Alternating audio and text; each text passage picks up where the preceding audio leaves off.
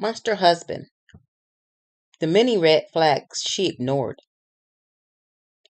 Faith met Greg at her father's church.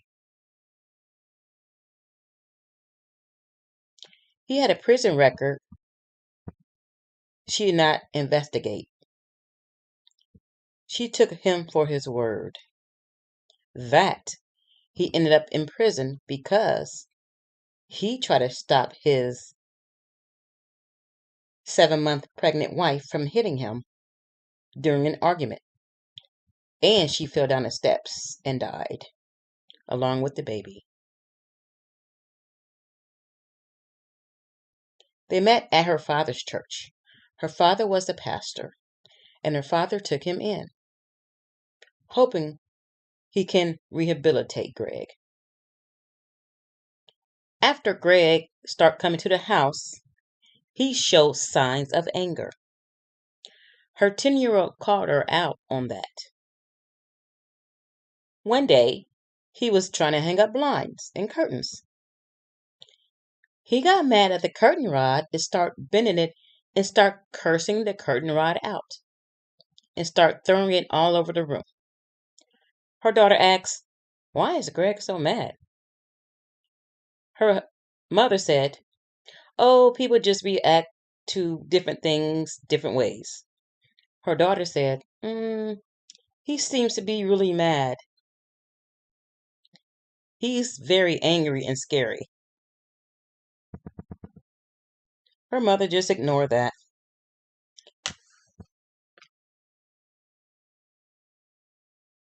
He kept having strange anger episodes over the smallest things, and she kept making excuses for him, even though her daughter was the only one that did not like him or want to be around him.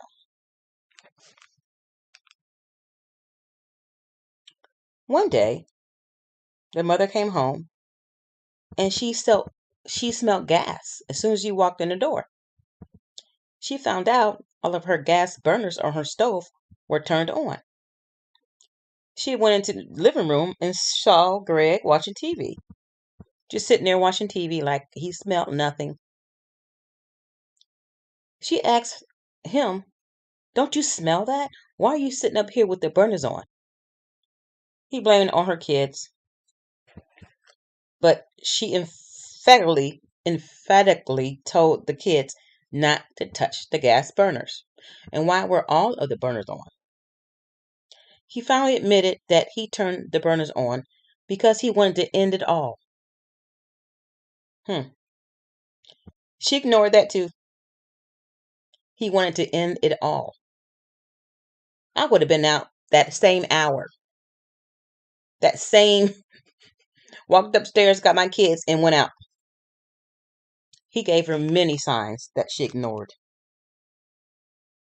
By this time, they had one kid together. She already had 2 kids, a boy and a girl. And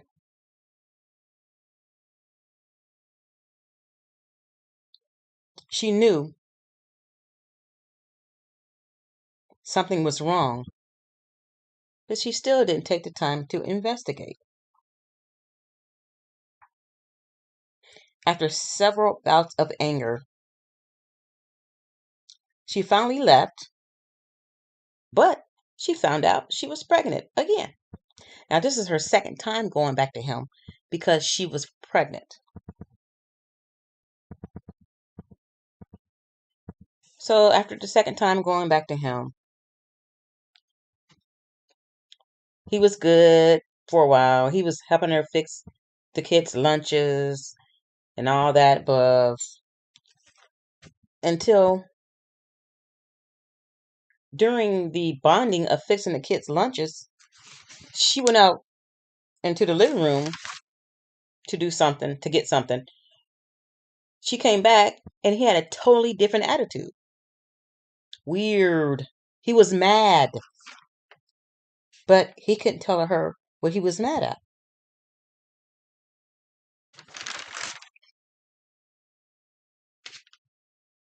So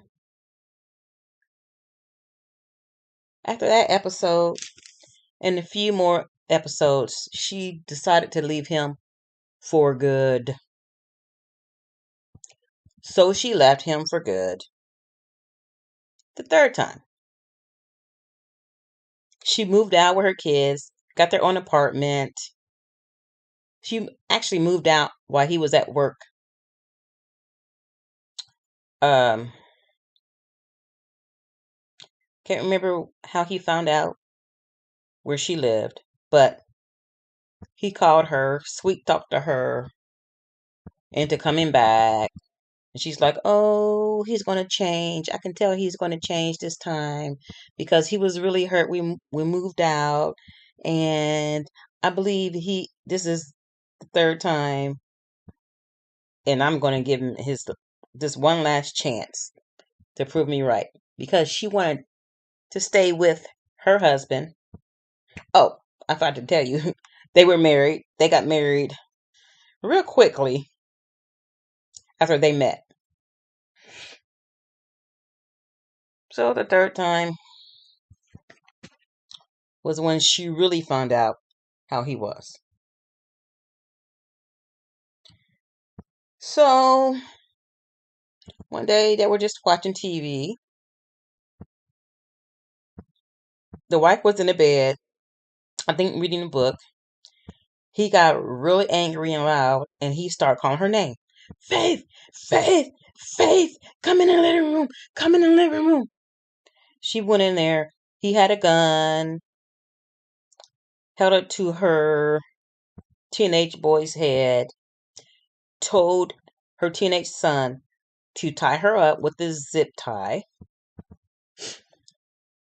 Then Greg tied the teenage son up with his zip tie. The bad time, her daughter came in the room and she sat down on the couch and Greg tied her up too.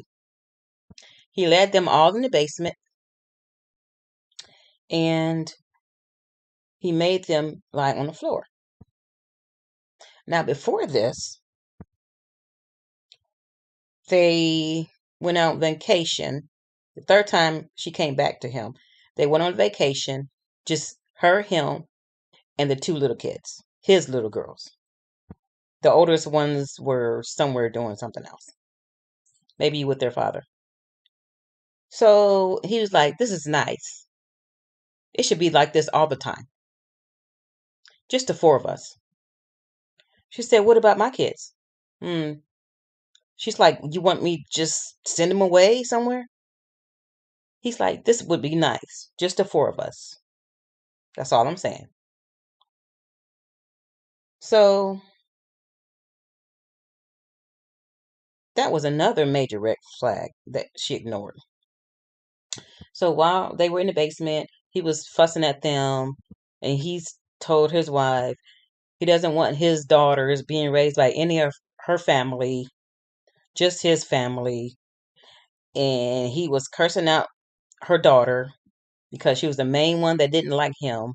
She was the main one that were influencing his daughters because she knew it was something wrong with him. So they were quiet. Everything was quiet for a while. And then the mother heard two shots. He shot her daughter in the head twice. Then he shot her son. Her son said, ouch. And then she heard nothing else. Her two kids died on the spot. Her daughter bled out in front of her face. Like, terrible. He shot his wife in the foot. He missed the first time, so he shot her in the foot again. Then he took a box cutter and cut her cheek from side to side. He wanted her to live because he wanted her to suffer, just like she made him suffer. I'm not sure how she made him suffer, but he was angry and he wanted to punish his wife. So he went upstairs. His two little girls were sleeping. He turned on the car, put a hose in the car, brought the little girls out one by one, laid them in the back seat, and they died, of carbon monoxide poisoning. He called the police. The wife heard him call the police. He said, I just killed my wife and her 2 kids. I know I'm going away for life. Come and get me. So when the wife woke up in a hospital after a couple of days, she thought her 2 daughters were still alive, her 2 youngest. But she found out from her father that her husband killed their 2 daughters as well. And she found out that her dad knew why he was in a jail in the first place. Her dad told his daughter he allowed her to get married. He allowed her to have kids with this man, and he knew all this stuff about him. But when his daughter was recovering in the hospital, he told her that Greg stabbed his ex-wife in his stomach several times when she was 7 months pregnant. Now, how he got out of jail, I'm not sure. It must have been some rehab program, because her dad told the prison system that if Greg was to be released again, he would welcome him in his church again, because he thinks that he has remorse and he thinks he can be rehabilitated. Wow. Wow. His daughter couldn't believe it. So she cut all ties with her dad. But I don't understand how he can keep that from his daughter. Like a strange man, he would let a strange man do all that to his daughter. He would not tell his daughter to beware, not to talk to him. And yet he would still take him in his church after he killed his grandkids? That's wild. And this is a true story. So beware of who you date, especially if someone's been in prison. You need to investigate. Look on the local websites, the county websites. Free information.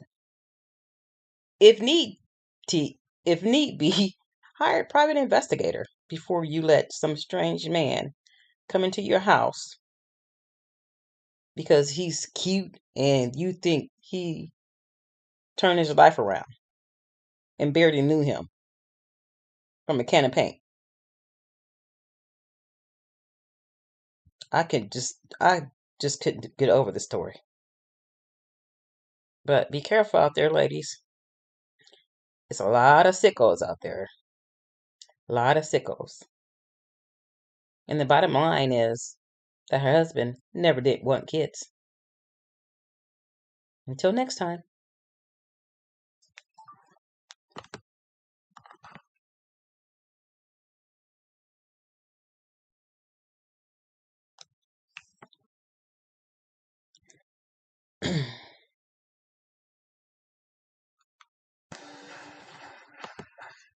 All right, ladies, top 5 answers on the board.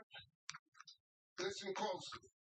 Name one specific thing a lonely guy does with his inflatable doll after he breaks up with her.